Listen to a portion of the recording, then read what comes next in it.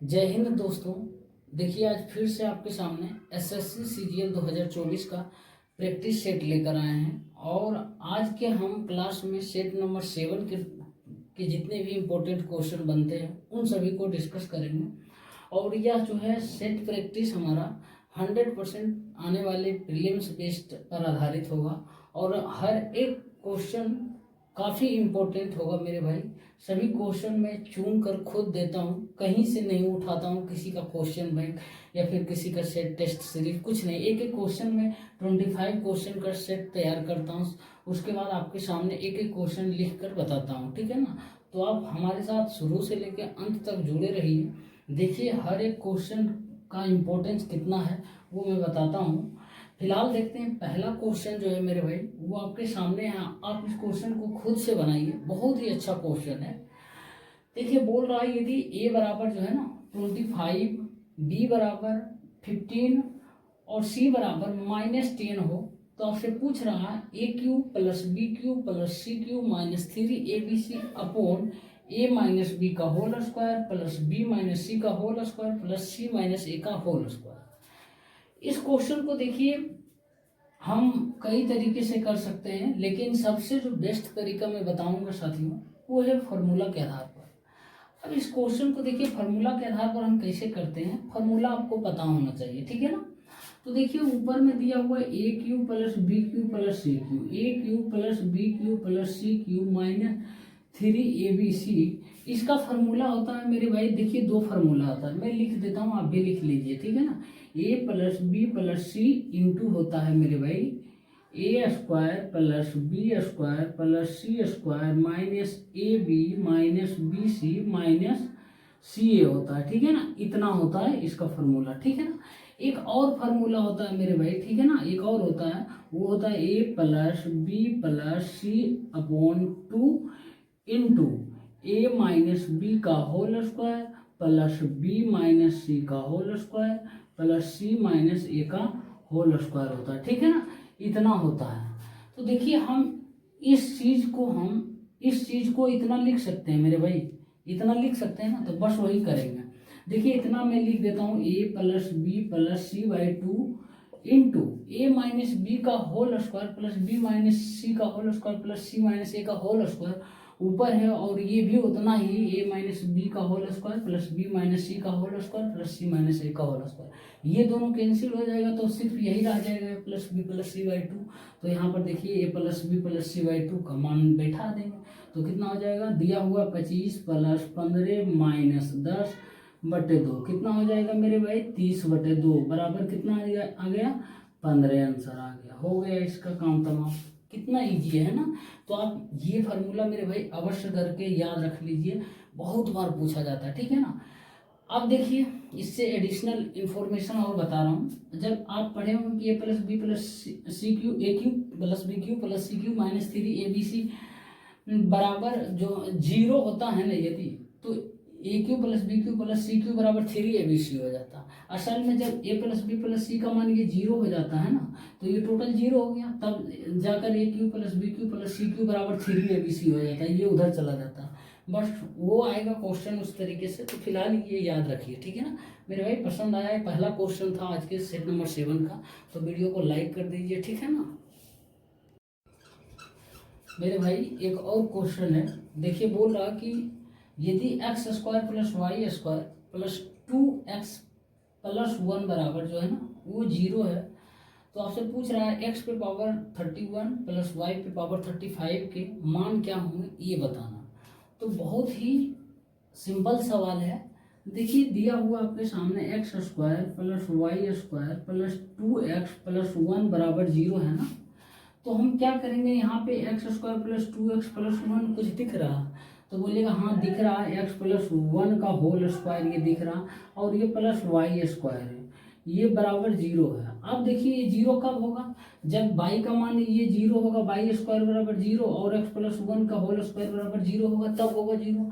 तो हम x plus 1 बराबर 0 हो जाएगा, x बराबर यहाँ से -1 आ जाएगा मेरे भाई, और y बराबर यहाँ से 0 आ जाएगा, ठीक है ना। आप देखिए पुट कीजिए, x बराबर -1 करेंगे, -1 प्लस 1 0 का स्क्वायर 0 प्लस 1, y का मान 0 का स्क्वायर 0, खत्म।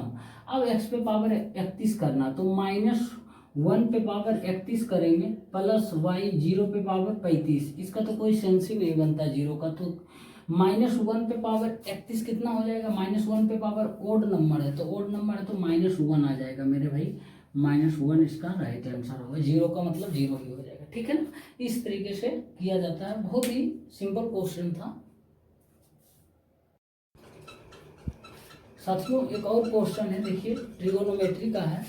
बोल रहा है यदि साइन थीटा बटे एक्स बराबर कोस थीटा बटे वाई है, तो आपसे पूछ रहा sine theta minus cos theta का मान क्या होगा। तो देखिए यहाँ पर क्या करेंगे हम, साइन थीटा बटे कोस थीटा निकाल के एक्स वाई वाई कर देंगे, उसके बाद साइन थीटा की जगह एक्स और कोस थीटा की जगह वाई बैठाकर काम नहीं चलने वाला, ठीक है ना, गलत हो जाएगा। रेशियो में कभी भी एग्जैक्ट वैल्यू नहीं होता। साइन थीटा बटे देखिए कोस थीटा, इसको लिख सकते हैं ना, बराबर एक्स बटे वाई लिख सकते हैं। अब ऐसा ना करना कि साइन थीटा का जगह एक्स कर देना, एक्स माइनस वाई, और कोस थीटा की जगह वाई, यही हो जाएगा एक्स माइनस वाई आंसर। मेरे भाई नहीं होगा, एग्जैक्ट वैल्यू ये नहीं है, रेशियो में है। तो अब ये इसको हम टेन थीटा लिख सकते हैं। टेन थीटा बराबर क्या होगा, एक्स बटे वाई। तो एक्स बटे वाई क्या होता है, पी बटे बी होता है। तो एच हम निकाल लेते हैं, हमको एच का जरूरत है। कोस थीटा में भी एच आता है, हाइपोटेनस आता है साइन थीटा में। तो एच बराबर हो जाएगा x square plus Y square, मतलब p square plus b square.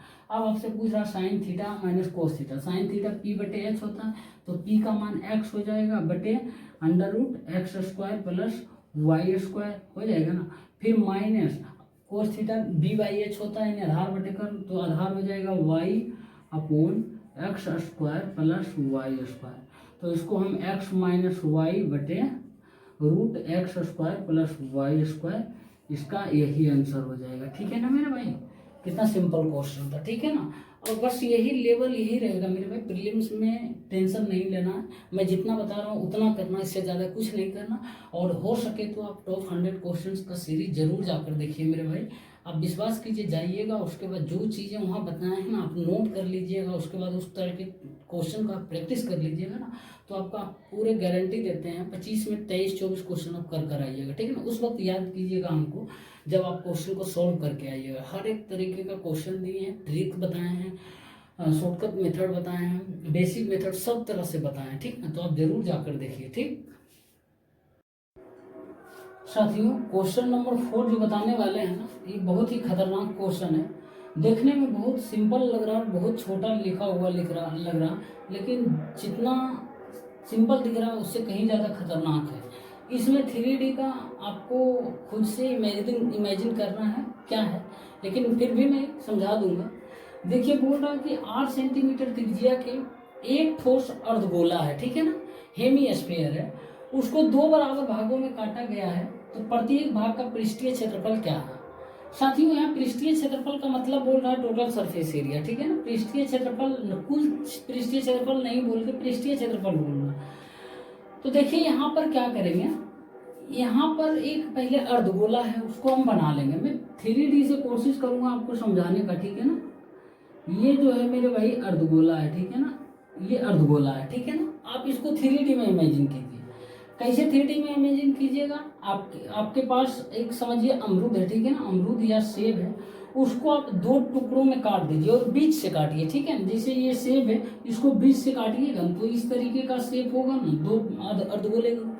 अब ये अर्धगोला है मेरे भाई, और इसका रेडियस जो है ना वो r दिया हुआ, ठीक है ना, 8 सेंटीमीटर दिया हुआ है, ठीक है ना। थोड़ा सा समझने में जो है ना समय लगेगा, 1 मिनट 2 मिनट देंगे।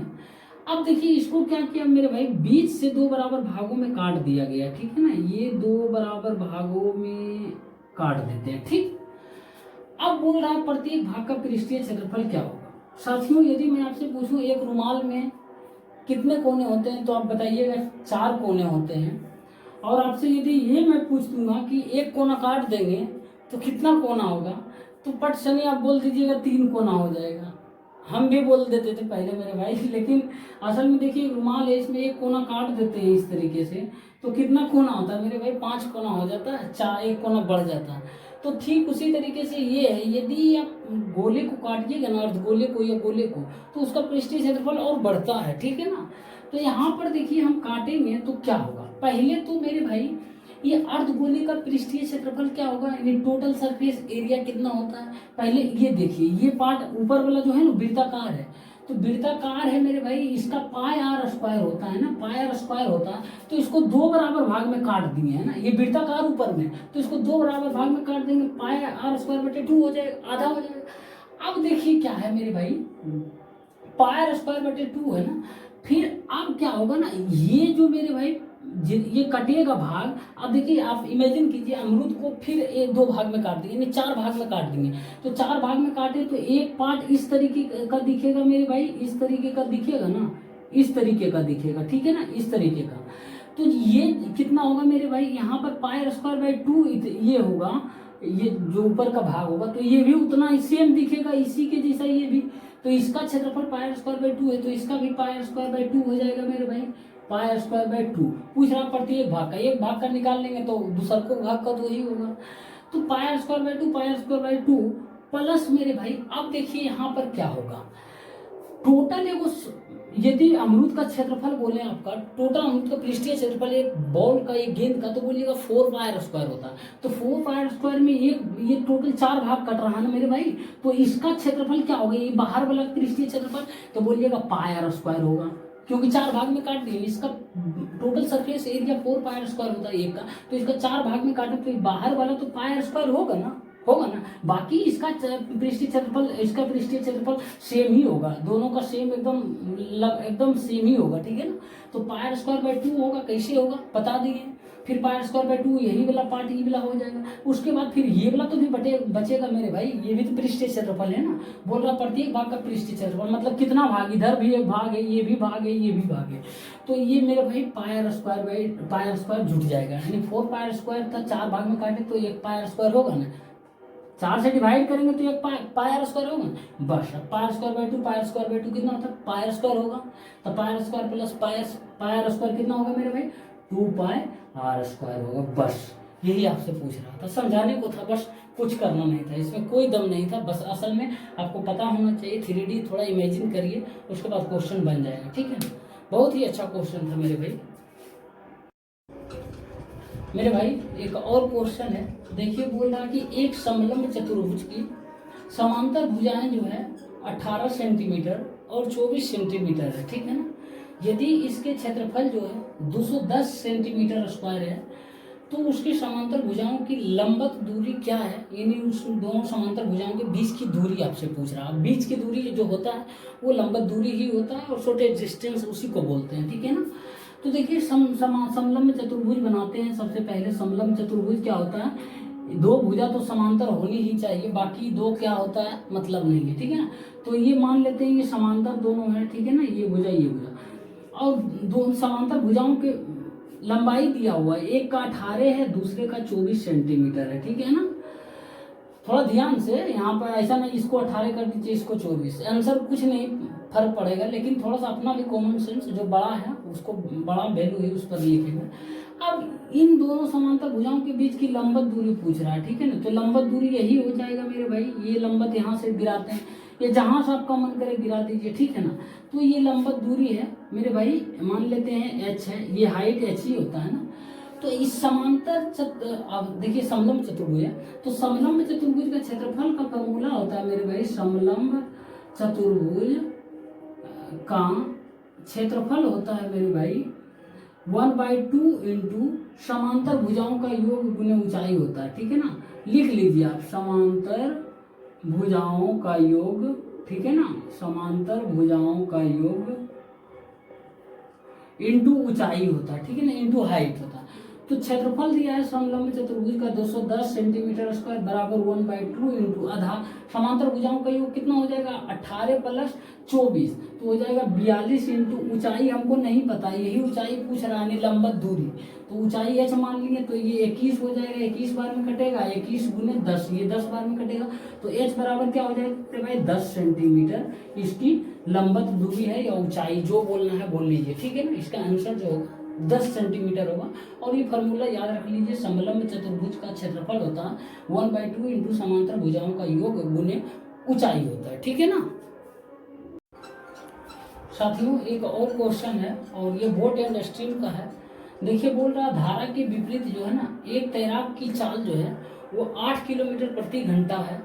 यदि धारा की चाल जो है 3 किलोमीटर प्रति घंटा है तो धारा के साथ उसकी चाल क्या होगी, आपसे ये पूछ रहा हूँ। तो देखिए धारा के विपरीत दिशा में इसकी चाल, तो विपरीत दिशा में चाल क्या होगा मेरे भाई, जुट जाएगा। तो नाव की चाल मान लेते हैं जो होगा तो होता है वो x होता है ना।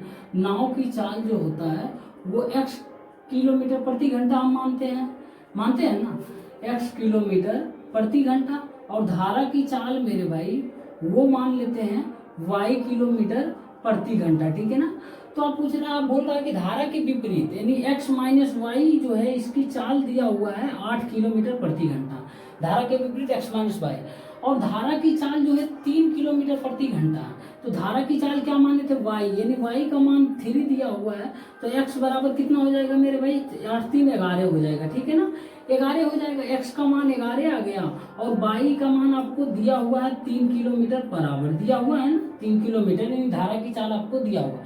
तो आपसे पूछ रहा है धारा के साथ उसकी चाल क्या होगी, धारा के साथ मतलब x प्लस वाई चाल आपसे पूछ रहा है। तो x प्लस वाई कितना हो जाएगा, 11 प्लस 3 बराबर हो जाएगा मेरे भाई 14 किलोमीटर प्रति घंटा हो जाएगा, ठीक है ना। यही इसका आंसर हो जाएगा, ठीक है। बहुत ही सिंपल सवाल था और बोट एंड स्ट्रीम के लिए टेंशन नहीं लेना, सिंपल ही क्वेश्चन आएगा और बना कर आ पाइएगा, ठीक। मेरे भाई ट्रेन पर आधारित एक क्वेश्चन है। देखिए बोल रहा है एक रेलगाड़ी जो है ना वो 50 मीटर लंबे प्लेटफॉर्म को 14 सेकंड में पार कर लेती है और प्लेटफॉर्म पर खड़े एक आदमी को जो है ना वो 10 सेकंड में पार कर जाती है। तो रेलगाड़ी की गति क्या है वो आपको बताना है, वो भी किलोमीटर प्रति घंटा में, ठीक है ना। तो कोई बात नहीं, किलोमीटर प्रति घंटा में लास्ट में हम 18/5 से मल्टीप्लाई कर देंगे। तो देखिए एक रेलगाड़ी 50 मीटर लंबे प्लेटफॉर्म 14 सेकंड में पार कर लेती है। तो हम एक ही फार्मूला इसमें लगाएंगे, समय बराबर दूरी बटे 4। और दूरी के स्थान पर यहाँ हम रेलगाड़ी की लंबाई लेंगे और प्लेटफॉर्म की लंबाई दोनों लेंगे, ठीक है ना। तो देखिए समय बराबर दूरी बटे 4 होता है, टी बराबर डी बाई एस होता है, ठीक है ना। अब जो है मेरे भाई 14 बराबर दूरी क्या हो जाएगा, यहाँ दूरी के रूप में हम रेलगाड़ी की लंबाई लेंगे और प्लस जो है ना वो प्लेटफॉर्म की लंबाई लेंगे। तो रेलगाड़ी की लंबाई मान लेते हैं x होगा मीटर और प्लेटफॉर्म की लंबाई जो है मेरे भाई 50 बटे चाल कितना है। तो चाल जो है ना हमको नहीं पता है इस रेलगाड़ी की, तो मान लेते हैं ऐसी मान लेते हैं। अब जो है यही रेलगाड़ी मेरे भाई एक आदमी को प्लेटफॉर्म पर खड़ा है जो कि उसको 10 सेकंड में पार कर जाती है। तो इसमें भी समय बराबर दूरी बटे 4। तो अब यहाँ पर दूरी के स्थान पर जो है ना उस रेलगाड़ी की लंबाई को लेंगे, क्योंकि यहाँ एक से व्यक्ति को पार कर रहा है, ठीक है ना। तो यहाँ पर हम लंबाई के रूप में रेलगाड़ी की लंबाई लेंगे डिस्टेंस के रूप में। तो हम क्या माने थे, x माने थे, समय बराबर दूरी बटे 4, s फिर चाल हमको नहीं पता, ऐसी रहने दे, वही है s में ये होगा। अब देखिए यहाँ पर हमको निकालना क्या है, असल में रेलगाड़ी की गति निकालना, यानी s हमको निकालना है। s निकालना तो हमको x को रिप्लेस करना पड़ेगा। तो x बराबर यहाँ 10s हो जाएगा, x बराबर हम यहाँ 10s निकाल लेंगे ना मेरे भाई, 10s। तो यहाँ से निकाल लेंगे, टोटल क्रॉस मल्टीप्लिकेशन करेंगे तो 14s बराबर हो जाएगा, x बराबर क्या हो जाएगा यहाँ 10s प्लस 50। तो यहाँ देखिए 4s बराबर 50 हो जाएगा, s बराबर 50 बटे 4।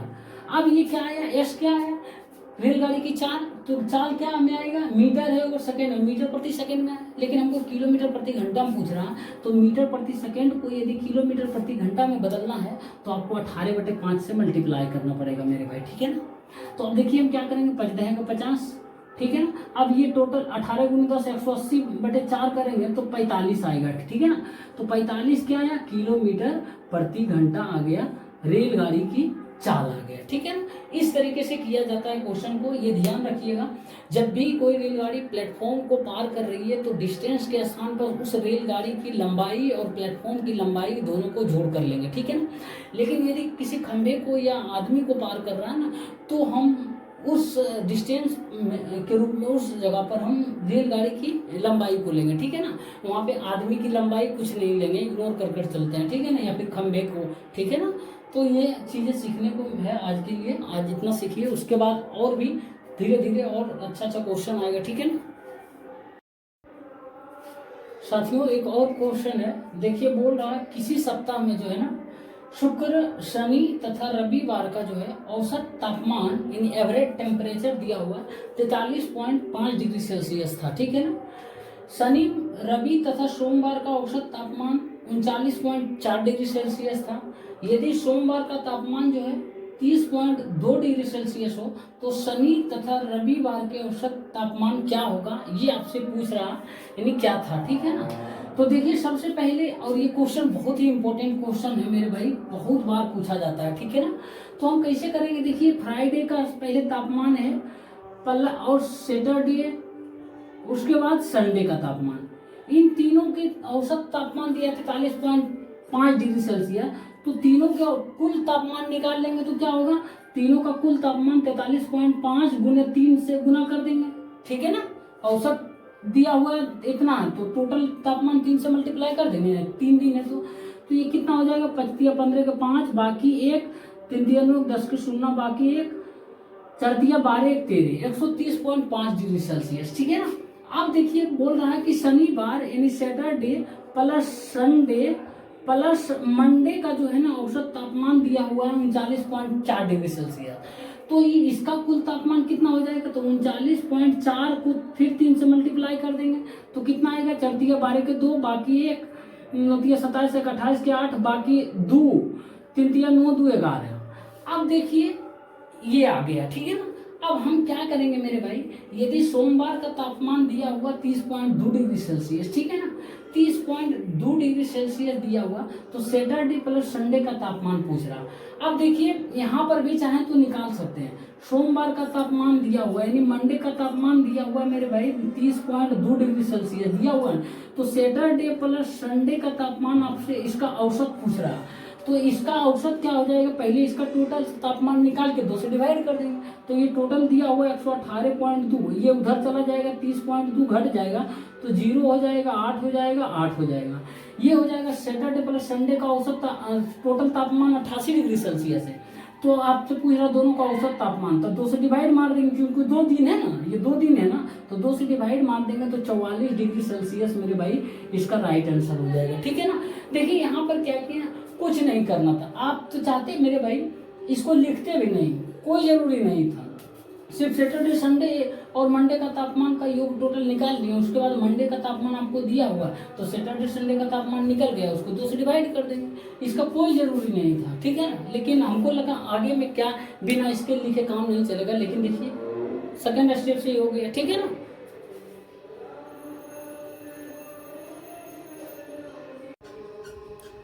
साथियों एक और क्वेश्चन है, देखिए बोल रहा कि बाल्टी पी की क्षमता जो है ना वो क्यू से तिगुनी है, ठीक है ना। किसी खाली ड्रम को भरने के लिए पानी से भरी बाल्टी पी को 60 बार उसमें डालना पड़ता है, ठीक है ना। दोनों बाल्टी पी तथा क्यू को मिलाकर ड्रम में डालने से ड्रम को भरने के लिए कितना बार जाना पड़ेगा, ये आपसे पूछ रहा। तो देखिए बहुत ही अच्छा क्वेश्चन है, ये लेवल का क्वेश्चन है, मुझे लगता है ये मेंस लेवल का क्वेश्चन है। बोल रहा है कि बाल्टी पी की क्षमता जो है ना वो क्यू से मेरे भाई तिगुनी है, तो मान लेते हैं क्यू की इफिशियंसी 1 है तो पी की इफिशियंसी कितना होगा, 3 हो जाएगा, ये इफिशियंसी है। इफिशियंसी और टाइम मेरे भाई एक दूसरे के इन्वर्सली प्रोपोर्शनल होता है यानी उल्टा होता है, ठीक है ना। अब देखिए किसी खाली ड्रम को भरने के लिए पानी से भरी बाल्टी पी को 60 बार उसमें डालना पड़ता है। तो मान लेते हैं ये खाली ड्रम है, पहले मैं ड्रम बना लेता हूँ, ठीक है ना, ये ड्रम है मान लेते हैं, ठीक है ना, ये खाली ड्रम है, इसको भरते हैं, ठीक है ना। अब इसके द्वारा जो है ना 60 बार डालते हैं, तो इसका इफिशियंसी मेरे भाई पी का 3 है, मान लेते हैं 3 लीटर पर मिनट है या पर घंटा जो मानना है मान लीजिए, तो ये 60 बार डालता है मेरे भाई, इसमें 60 बार डालता है तो कितना लीटर वो पानी टोटल डालेगा, तो 180 लीटर पानी वो डाल देगा, ठीक है ना। इफिशियंसी 3 है और 60 बार ये डालता है इसमें, तो वो टोटल 180 लीटर पानी इसमें डाल रहा है पी। अब बोल रहा है कि देखिए जो है पी तथा क्यू को मिलाकर ड्रम में डालने से ड्रम को भरने के लिए कितनी बार जाना पड़ेगा। अब देखिए ये 60 बार जब डालता है ना तो 180 लीटर यानी भर जाता है, यानी 180 लीटर का क्षमता इस ड्रम का है मेरे भाई।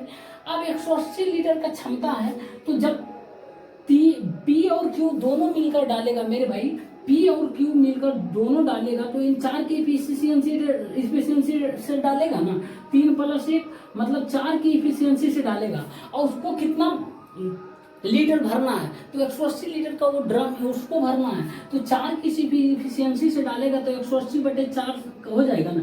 तो 45 बार मेरे भाई वो दोनों मिलकर जो है ना, पी और क्यू मिलकर उस ड्रम को भरने के लिए उसको जाना पड़ेगा। 45 बार जाएगा तब जाकर ये ड्रम भरेगा, और जिसकी कैपेसिटी जो है 180 लीटर की है। और 180 लीटर कैपेसिटी किससे आया मेरे भाई, ये पी से हमको एक कुल्लू मिला है, ठीक है ना, दिया हुआ। तो अब दोनों को पी को 60 बार जाना पड़ता था, लेकिन यदि पी और क्यू दोनों को ले जाएंगे तो 45 बार जाना पड़ेगा, ठीक है। कितना मजेदार क्वेश्चन था भाई, देखिए कितना सिंपल तरीके से बन गया, ठीक है ना। बस आपको पैशंस के साथ एकदम ये है ना, कंसिस्टेंसी जो है ना, मतलब कंसंट्रेशन बनाकर रखना है, ठीक है ना। क्वेश्चन अपने आप सोल्व हो जाएगा, कोई बड़ा क्वेश्चन नहीं मेरे भाई। हर एक क्वेश्चन देखते हैं, जितना भी टीचर बताते हैं ना, सब सिंपल क्वेश्चन रहता है। बस उसको बढ़िया से एकदम कूल माइंड के साथ यदि आप सोल्व करते हैं, हर एक क्वेश्चन बनेगा, ठीक है ना। मैं सब क्वेश्चन बताऊंगा, हर एक टाइप का क्वेश्चन बताऊंगा, ठीक है ना। तो हमसे स्टार्टिंग से लेकर जो है लास्ट तक जुड़े रहिए, A to Z मैं आपको दे देने वाला हूँ, ठीक है ना। साथियों एक और क्वेश्चन है, देखिए बहुत ही प्यारा सवाल है। बोल रहा है एक्स वाई तथा जेड को जो है ना, एक काम करने के लिए 1058 रुपया यानी 1058 रुपये पर रखा गया, ठीक। एक्स तथा वाई ने मिलकर मेरे भाई काम का 19/23 अंश पूरा किया, ठीक है, यानी 19/23 भाग पूरा किया। तथा वाई और जेड मिलकर मेरे भाई काम का जो है ना, वो 8/23 का भाग पूरा कर लेते हैं, ठीक है ना। तो एक्स को कुल कितने रुपये मिलने चाहिए, ये आपसे पूछ रहा मेरे भाई। इस क्वेश्चन में देखिए मैं जो लिखा रहा हूँ पॉइंट्स वो लिखिएगा। जब भी कोई व्यक्ति, जितना भी व्यक्ति रहे, ठीक है ना, कुछ व्यक्ति किसी काम को करता है तो जितना दिन में काम करता है ना मेरे भाई, उसके इन्वर्सली प्रोपोर्शनल में, मतलब उसके व्युत्क्रमानुपाती में टोटल धन बटेगा। मान लेते हैं A, X, Y, Z 3 व्यक्ति है, ठीक है ना। ये 2 दिन में करता है, ये 3 दिन में काम करता है, ये 4 दिन में, और टोटल धन जो है ना वो 100 रुपया बांटना है मेरे भाई। तो इसके ये टाइम दिया हुआ ना, तो जो है मेरे भाई धन बटेगा ना, धन जो है इसके इन्वर्सली प्रोपोर्शनल में बटेगा, 1/2, 1/3, 1/4 के रेशियो में बटेगा। या दूसरी भाषा में ये बोल दें कि इफिशियंसी जिस रेशियो में रहेगा ना मेरे भाई, उसी रेशियो में वो बटेगा, ठीक है ना, उसका धन। तो फाइनली इसका इन्वर्सली प्रोपोर्शनल टाइम का इफिशियंसी तो होता है ना। या तो दूसरे भाषा में ये भी बोल सकते हैं, पहला तो क्या बताएं कि टाइम के इन्वर्सली प्रोपोर्शनल में बटेगा, नहीं तो इफिशियंसी के रेशियो में बट जाएगा। दोनों सेम ही चीज़ है, ठीक है ना। तो ये चीज़ें आपको ध्यान रखना चाहिए, बाकी इसमें कुछ दम नहीं है। देखिए 3 व्यक्ति है, एक्स वाई और जेड, ठीक है ना। तो एक काम को करता है मेरे भाई एक्स + वाई + जेड जो है ना, वो टोटल उसको 1058 रुपये पर रखा जाता है, ठीक है ना। एक्स तथा वाई ने मिलकर काम का 19/23 भाग पूरा करता है। तो काम का जितना भाग पूरा करता है मेरे भाई, उतना रुपया उसको मिलेगा, ठीक है ना, उस रेशियो में मिलेगा रुपया। तो x + y मेरे भाई, x + y जो है ना, वो काम का कितना भाग करता है, 19/23 भाग करता है ना। तो ये टोटल रुपये का इसको है ना, जो 19/23 भाग मिलेगा, ये इसका जो है 19/23 भाग किसको मिलेगा, ये दोनों को, x और y को, ठीक है ना। तो x और y को मिलेगा मेरे भाई।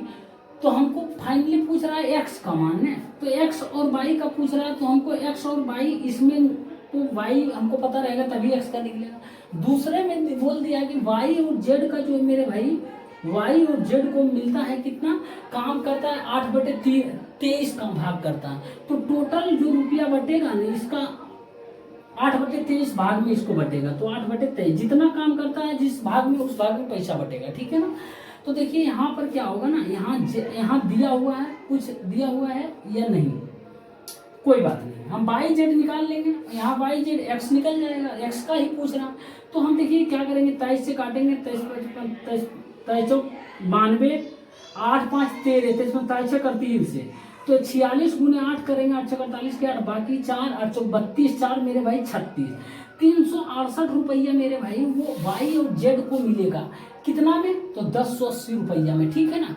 क्योंकि ये जो दोनों मिलकर काम का 8/23 भाग किया तो 8/23 रुपया मिलेगा। 8/23 इसका मिलेगा, जितना रुपया होगा उसका 8/23 भाग, तो 368 रुपया वाई और जेड को मिल रहा है।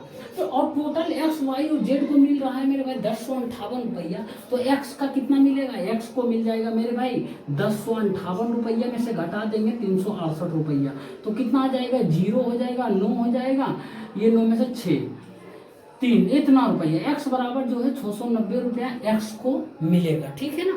आप बाई का भी निकाल लीजिए, जेड का भी निकाल लीजिए, सब का निकल जाएगा मेरे भाई इसी प्रक्रिया से, ठीक है ना। बशर्ते आपको कैलकुलेशन सावधानी पूर्वक करना चाहिए, ठीक है ना। जो चीज स्टार्टिंग में इस क्वेश्चन को बताएं वो नोट कर लीजिएगा, बहुत काम देगा, ठीक है ना। साथियों एक और क्वेश्चन है, देखिए बोल रहा कि किरण, संयोग और नर्मदा के उम्रों का योग जो है ना वो 93 वर्ष है, 93 वर्ष। 10 वर्ष पहले जो है ना उनकी उम्रों का अनुपात जो है ना क्रमशः 2:3:4 था, ठीक है ना। तो संयोग की वर्तमान उम्र क्या है, आपसे ये पूछ रहा हूँ। तो देखिए यहाँ पर आप ऑप्शन के माध्यम से भी क्वेश्चन को कर सकते थे।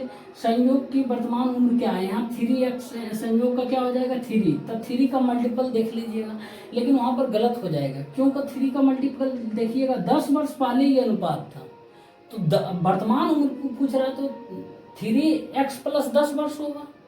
10 वर्ष पहले था तो अभी वर्तमान में 10 वर्ष जोड़िएगा ना इसमें से, तो 3x + 10 वर्ष होगा। तो यहाँ पर आप ऑप्शन के माध्यम से छटपटा जाइएगा, नहीं कर पाइएगा, ठीक है ना। और भी 3 का मल्टीपल ऑप्शन आ रहा है, ठीक है ना।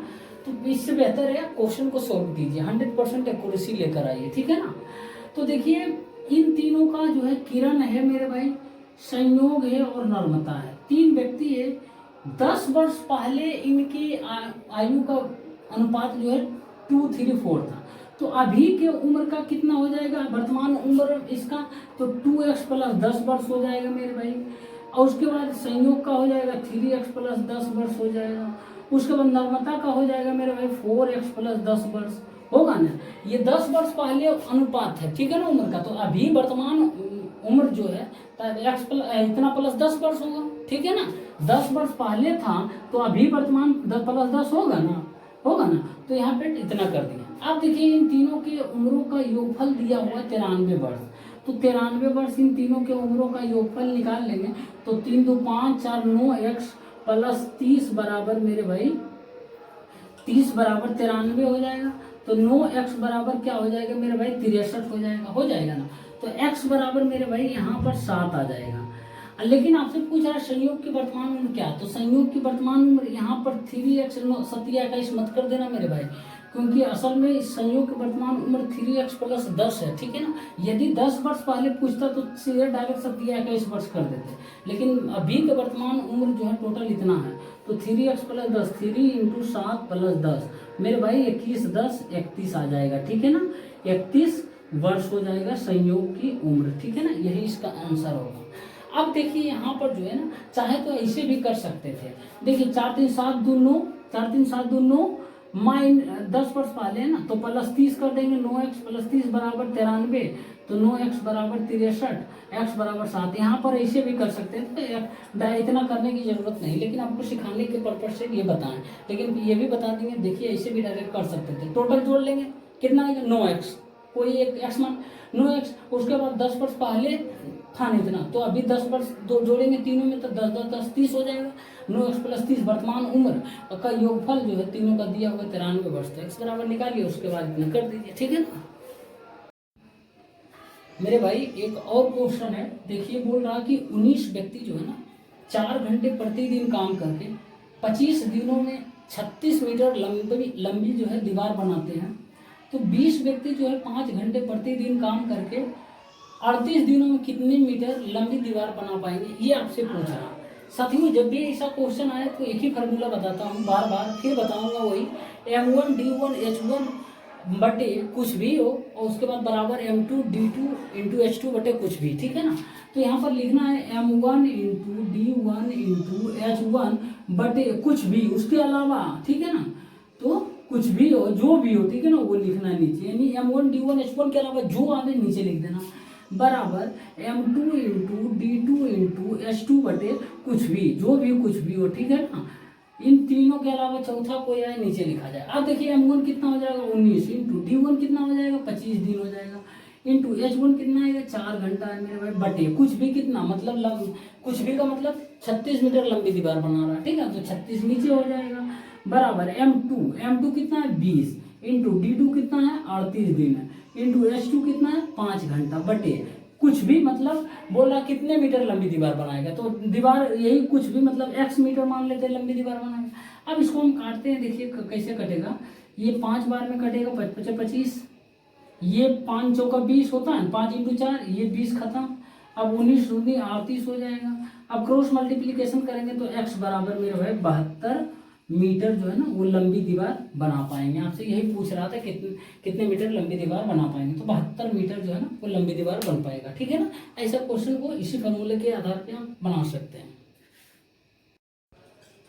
साथियों एक और क्वेश्चन है आपके सामने, और ये सेट नंबर 7 का जो है पार्ट 1 का लास्ट क्वेश्चन है। और फिर से एक बार याद दिला दूं आप लोगों को, जो भी हमारे वीडियो को अभी तक लाइक नहीं किए वो प्लीज़ लाइक कर दीजिए, और हमारे चैनल पर नए हैं तो सब्सक्राइब कर दीजिए, और स्टडी ग्रुप में शेयर कर दीजिए। मेरे भाई जब इतना आप करते हैं ना, मैं खुद मोटिवेट होकर इस पर बहुत सारा टाइम देता हूँ, कंटेंट तैयार करता हूँ, और बेस्ट से बेस्ट जो है आपको देने का कोशिश करता हूँ। हर एक सोचता हूँ इस तरीके से दिया जाए ताकि आपको आसानी हो, ठीक है ना, आप क्वेश्चन को करके आइएगा, ठीक है ना। तो आप इतना कर सकते हैं, लाइक मारने में कोई परेशानी नहीं होगी मेरे भाई, तो लाइक कर दीजिए। बोल रहा है कि एक बाल्टी जो है ना शुद्ध दूध से भरी है, ठीक है ना, उसमें से 30% दूध निकाल कर मेरे भाई उसमें उतना ही पानी डाल दिया जाता है। यह क्रिया 2 बार और दोहराई जाती है। तो हम पूछ रहा है बाल्टी में पानी की मात्रा कितना प्रतिशत है वो बताना है। मेरे भाई पिछले क्लास में ऐसा क्वेश्चन मैं कर चुका हूँ और इसका फॉर्मूला भी बताया हूँ। तो देखिए मैं फिर से अब करने वाला हूँ। अब यहाँ पर दिया है बाल्टी में शुद्ध दूध से भरा हुआ, ठीक है ना, एक बाल्टी है मेरे भाई, इसमें दूध भरा हुआ है, ठीक है ना। तो हमको नहीं पता है कितना दूध भरा हुआ है, लेकिन इतना पता है कि निकाल रहा दूध, ठीक है, 30% निकाल रहा, और ऐसा 2 बार और प्रक्रिया की जाती है, मतलब टोटल 3 बार किया जाता है। पहला बार 30% दूध निकाला है, 2 बार और निकाल रहा है, मतलब टोटल 3 बार दूध निकाला जाता है। तो मान लेते हैं इसमें दूध जितना भी होगा मेरे भाई हम मानते हैं 100% दूध होगा, ठीक है। तो 100% दूध होगा मेरे भाई, तो 100% देखिए दूध होगा, तो इसमें हम 30% दूध निकाल लेते हैं, तो बचता कितना है, तो बोलिएगा 70% बचता है, तो 70% बच रहा। एक बार निकाले, फिर 2 बार और दोहराई जाती है, फिर जितना दूध बचा है फिर इसमें से 30% दूध निकाल लिए, तो फिर जो बचा है इसका 70% बच गया दूध, ठीक है, 70%। अब देखिए मेरे भाई फिर एक बार निकालते हैं, फिर 70% बचेगा दूध, बचेगा। तो अब देखिए ये दूध की मात्रा बचा हुआ है, ठीक है, तो 100 गेंद से 1 0 खत्म, 2 0 खत्म। अब देखिए 1 0 खत्म, 7 को 3 बार मल्टीप्लाई करेंगे तो मेरे भाई 343 बटे 10 करेंगे तो कितना हो जाएगा 34.3%।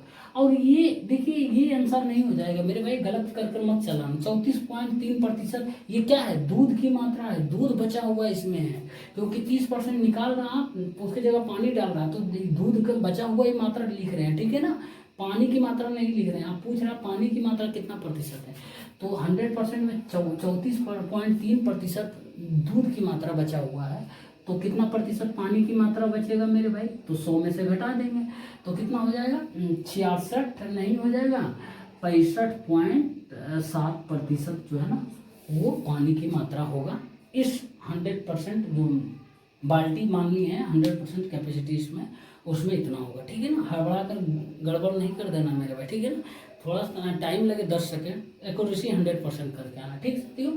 तो मिलते हैं साथियों, आज तक रहने देते हैं क्वेश्चन नंबर 13 तक है, फिर पार्ट 2 में मिलते हैं 14 से लेकर 25 नंबर क्वेश्चन तक, और कंप्लीट हो जाएगा 7 नंबर। उसके बाद फिर और बेहतर से बेहतर लाने का कोशिश हम कर रहे हैं साथियों, लेकिन आप लोग थोड़ा सपोर्ट कीजिए, वीडियो को शेयर कर दीजिए और स्टडी ग्रुप में, और वीडियो को लाइक कर दीजिए, ठीक है ना। लाइक क्योंकि बहुत कम आता है मेरे भाई, व्यू तो ठीक है कुछ हद तक चला जाता है, लेकिन लाइक कम आता है, तो लाइक आप ज़रूर कीजिए मेरे भाई, ठीक है ना। तो मिलते हैं साथियों नेक्स्ट क्लास में, तब तक के लिए धन्यवाद।